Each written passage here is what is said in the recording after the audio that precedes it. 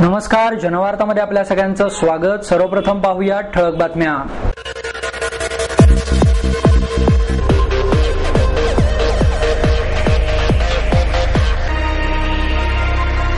मावळ येथे झालेल्या गोळीबारात 4 शेतकऱ्यांच्या मृत्यूच्या निषेधार्थ भाजपच्या वतीने तीव्र निदर्शनं। रक्षाबंधनानिमित्त विविध रंगी राख्यांनी बाजारपेठा सजल्या असून खरेदीसाठी मोठ्या प्रमाणात महिला वर्गाची गर्दी। जनलोकपाल विधेयकाला पाठिंबा दर्शवण्यासाठी शहरात लॉंग मार्च आणि प्रकाश फेरीचे आयोजन। आणि नवे होर्डिंग्स धोरण राबवण्यात येणार असल्याने शहरात सध्या लावण्यात आलेल्या होर्डिंग्सवरील कारवाईला सुरुवात। मावळ येथे झालेल्या गोळीबारात 4 शेतकऱ्यांचा मृत्यू झाल्याच्या निषेधार्थ भारतीय जनता पक्षाच्या वतीने तीव्र निदर्शनं करण्यात आली। पवना धरणातून पिंपरी चिंचवडला पाईपलाईनद्वारे पाणीपुरवठा करण्याच्या योजनेला विरोध करण्यासाठी पुकारलेल्या मावळ बंदला हिंसक वळण लागले। आंदोलकांनी पीएमपीएमएलच्या 7 बसेस आणि पोलीस व्हॅनची तोडफोड केली। यात 3 पोलीस जखमी झाले। बौर गावात पोलिसांनी केलेल्या गोळीबारात 4घांचा मृत्यू झाला, तसेच पोलीस आणि आंदोलनकर्त्यांसह सुमारे 100 जण जखमी झाले। यात कांताबाई अंकुश ठाकर, मोरेश्वर सोपान साठे, शामराव तुपे आणि मारुती किरीड यांचा मृत्यू झाला। या घटनेमुळे संपूर्ण मावळ तालुक्यात गंभीर आणि तणावाचे वातावरण निर्माण झाले आहे। प्रश्न आहे म्हणजे सरकार याच्यावरती काहीतरी तोडगा शोधायच्या ऐवजी अशी सगळी त्यांची हुकुमशाही आमचं 3 वर्ष आंदोलन चालू आहे, शांततेत चालू आहे। याच वेळेला यांनी जास्त दांडगाई केल्यामुळेच हे झालं आणि नंतर शेतकरी चिडले।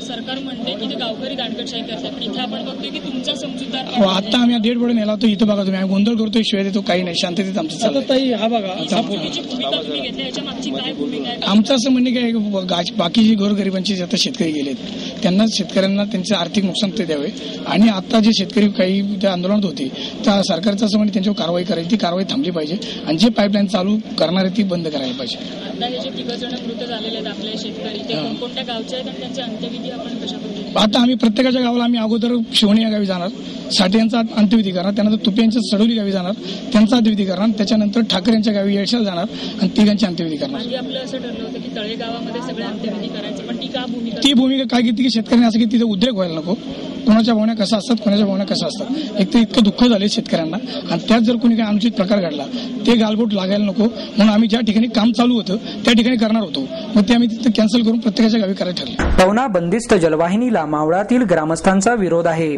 मात्र महापालिकेने पोलीस बळाचा वापर करून बंद जलवाहिनी प्रकल्पाचे काम सुरू ठेवल्याच्या निषेधार्थ आणि हा प्रकल्प रद्द करण्याच्या मागणीसाठी भाजप, शिवसेना, काँग्रेस, रिपब्लिकन पक्ष आणि भारतीय किसान संघटनांच्या वतीने बंद पुकारण्यात आला होता। सकाळी 6 वाजल्यापासून बंदला सुरुवात झाली होती। यात व्यापारी, दुकानदारांनी स्वतःहून भाग घेतला। देहुरोड, तळेगाव, वडगाव, मावळ, कान्हेफाटा, कामशेत या भागात बंदचे तीव्र पडसाद उमटले आहेत। या विरोधात ही निदर्शनं जिल्हाधिकारी कार्यालयासमोर करण्यात आली।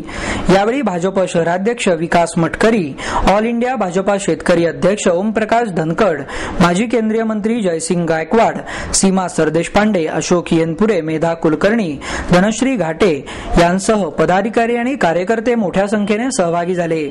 यावेळी आंदोलनकर्त्यांनी सरकारच्या विरोधात तीव्र घोषणाही दिल्या।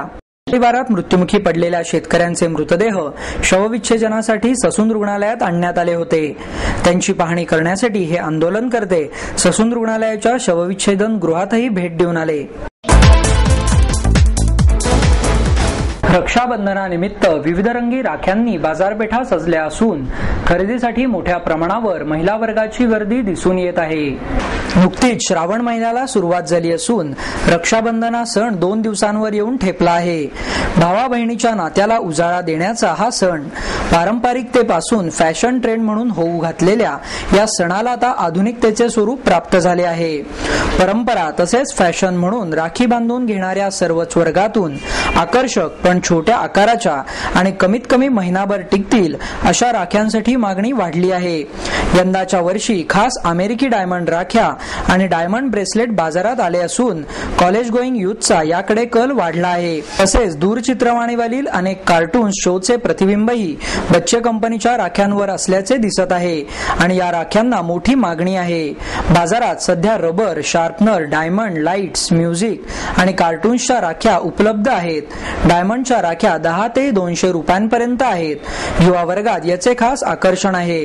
त्याचबरोबर आवाजाच्या आणि प्रकाशित होणाऱ्या राख्याही ग्राहकांना आकर्षित करत आहेत. याची किंमत 25 रुपयांपासून ते 150 रुपयांपर्यंत आहे. यंदा बच्चे कंपनीसाठी अनेक आवडत्या कार्टून्सच्या आकारात असलेल्या राख्या आल्या आहेत. त्यात Mickey Mouse, Tom and Jerry, Bal Ganesh, Balkrishna, Barbie, Spiderman, Superman, Hanuman, चित्ररूपी राख्या अशा अनेक प्रकारात मिळत आहेत. जनलोकपाल विधेयकाला पाठिंबा दर्शवण्यासाठी शहरात लॉंग मार्च आणि प्रकाश फेरीचे आयोजन करण्यात आले. जनलोकपाल विधेयकासाठी अण्णा हजारे यांनी सुरू केलेल्या आंदोलनाला पाठिंबा दर्शवण्यासाठी भ्रष्टाचार आणि अत्याचार विरोधक समितीच्या वतीने लॉंग मार्च तसेच इंडिया अगेन्स्ट करप्शनच्या वतीने आंदोलनाचा एक भाग म्हणून प्रकाश फेरी काढण्यात आली. भ्रष्टाचार आणि अत्याचार विरोधक समितीच्या वतीने काढण्यात आलेल्या लॉंग मार्च फेरीमध्ये समितीचे शहर अध्यक्ष सुरेश निकाळजे, उपाध्यक्ष संजय चव्हाण, सेक्रेटरी राजेश सावंत, संतोष पवार यांच्यासह अनेक तरुण तरुणींनी सहभाग घेतला. हा लॉंग मार्च अलकाडॉगी चौकापासून टिळक रोड, बाजीराव रोड ते शनिवार वाडापर्यंत काढण्यात आला. या लॉंग मार्च फेरीमध्ये तरुणांनी हा लढा स्वतःच्या हातात घेऊन अहिंसेच्या मार्गाने चालवावा, यासाठी स्वातंत्र्याच्या पुन्हा पेटवा मशाली, भारत करा बलशाली, चला उठा जागे व्हा अशा घोषणाही देण्यात आल्या. तसेच इंडिया अगेन्स्ट करप्शन आणि विविध संस्थांच्या वतीने प्रकाश फेरी ही सारसबाग येथील सावरकर पुतळ्यापासून काढण्यात आली. ही प्रकाश फेरी अभिनव आर्ट्स कॉलेज, टिळक रोड, लकडी पूल, सावरकर स्मारक मार्गे डेक्कन चौकापर्यंत काढण्यात आली.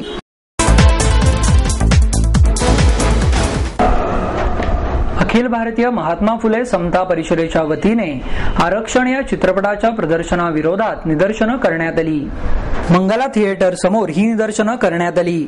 यावेळी पुणे कॅन्टोन्मेंटचे अध्यक्ष प्रितेश गवडी, उपाध्यक्ष अरविंद जमदाडे, जिल्हाध्यक्ष सोमनाथ भुजबळ, पुणे उपाध्यक्ष गणेश कळमकर, राष्ट्रीय ओबीसी महासंघाचे अध्यक्ष डॉक्टर प्रल्हाद वडगावकर यांसह अनेक पदाधिकारी आणि कार्यकर्ते मोठ्या संख्येने उपस्थित होते.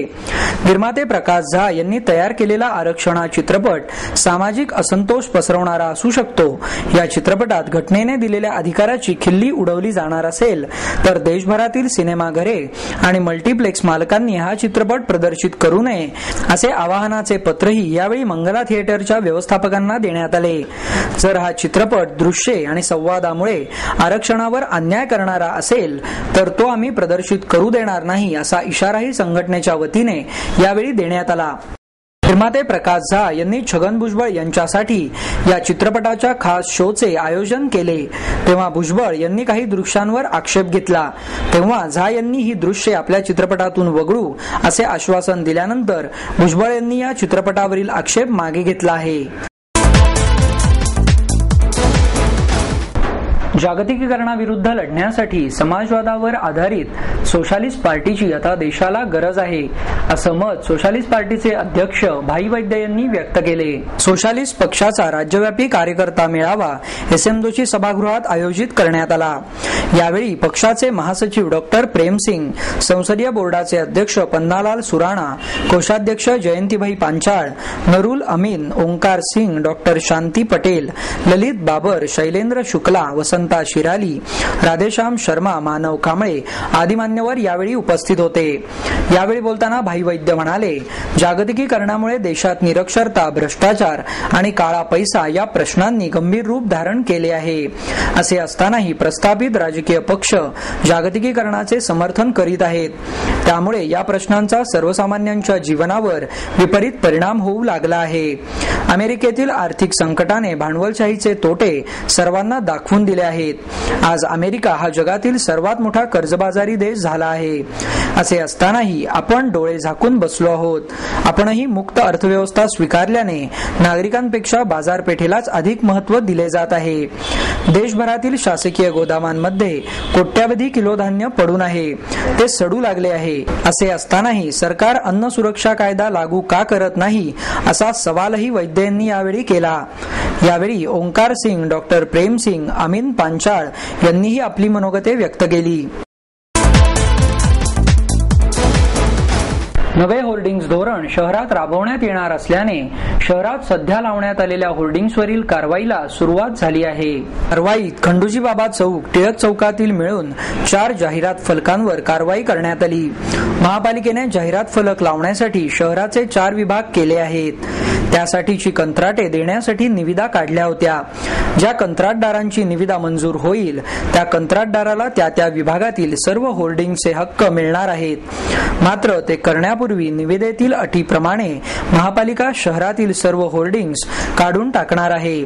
खंडूजी बाबा चौक तसेच टिळक चौकातील इतर काही फलकांच्या परवानगीचा वाद न्यायालयात असून न्यायालयाने कारवाईला स्थगिती दिली आहे। ही कारवाई हडपसर आणि गोले रस्ता क्षेत्रीय कार्यालयामार्फतही त्यांच्या भागात करण्यात येणार आहे। शरद पवार इंटरनॅशनल स्कूलची चौकशी करण्यात यावी अशी मागणी रवींद्र बराटे यांनी पत्रकार परिषदेत केली। शैक्षणिक संस्था असल्याचे भासवून doctor DY Patil educational enterprises कंपनीने चरोली येथील कमाल जमीन धारण कायद्याखालील ULC येणारी 100 एकर जमीन पदरात पाडून घेतली। नंतर ती जमीन DY पाटील एज्युकेशन अकॅडमीकडे हस्तांतरित करण्यात आली। या जमिनीवर शरद पवार इंटरनॅशनल स्कूल उभारण्यात आले असून त्याला सार्वजनिक संस्थेचे सर्व फायदे देण्यात आले आहेत। या प्रकरणाची CBI चौकशी करावी अशी मागणी रवींद्र बराटे यांनी पत्रकार परिषदेत केली। याबाबत बोलताना बराटे म्हणाले की डॉक्टर DY पाटील एज्युकेशनल अकॅडमीच्या वतीने शरद पवार इंटरनॅशनल स्कूल उभारले आहे।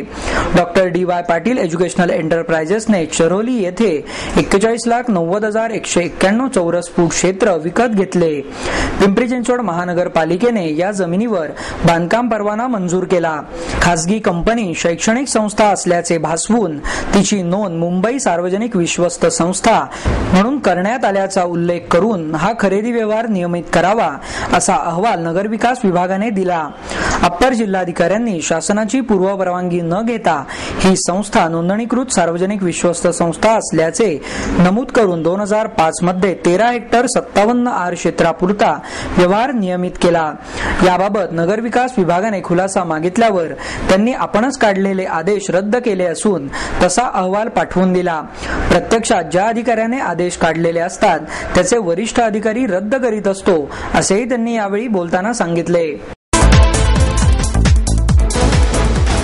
कल्पक या संस्थेच्या वतीने शोध कवितेचा या आगळ्या-वेगळ्या कार्यक्रमाचे आयोजन करण्यात आले।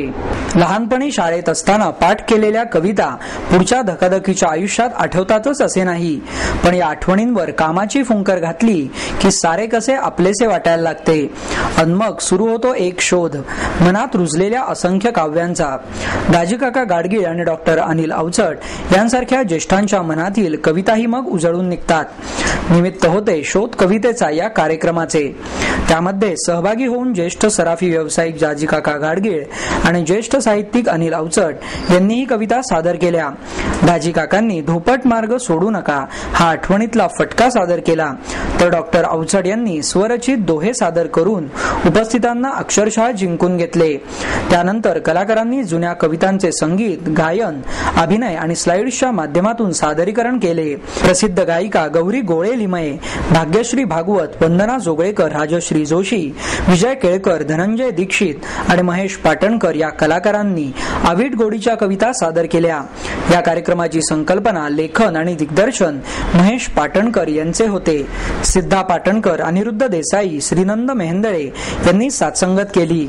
प्रकाश योजना हर्षद लिमये यांची तर तुलसी पाटणकर यांनी वेशभूषेची जबाबदारी पार पाडली। विकास सिधये यांनी नैपथ्य रचना केली।